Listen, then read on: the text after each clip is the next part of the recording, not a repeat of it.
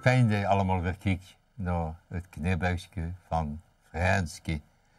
Ja, ik hoor van het dorp wat lekker rustig is en zo. Daar heb ik iets over gemaakt. Over het dorp, wat in de zon ligt, met het bestuurtje. Totdat er een veldwachter kwam.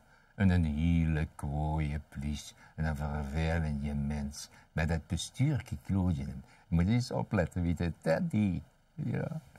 De veldwachter en het brugske. Op een rand van het dorp en dan nog een stukje. Nog over een open riool een gammel brugske. Het water dat stonk en de dreven boeteflaters. Links en rechts, wie me ziet, van die bruin waters.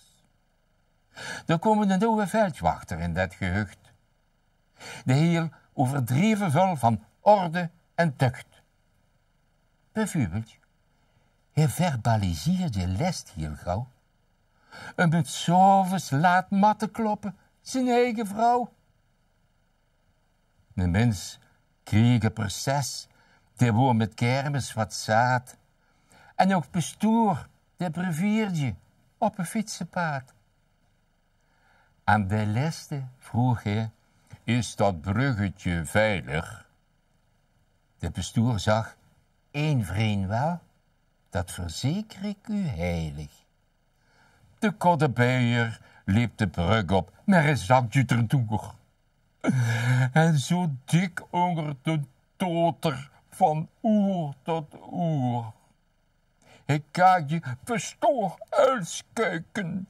U zei het mijn vragen, dat de brug één persoon wel zou kunnen dragen.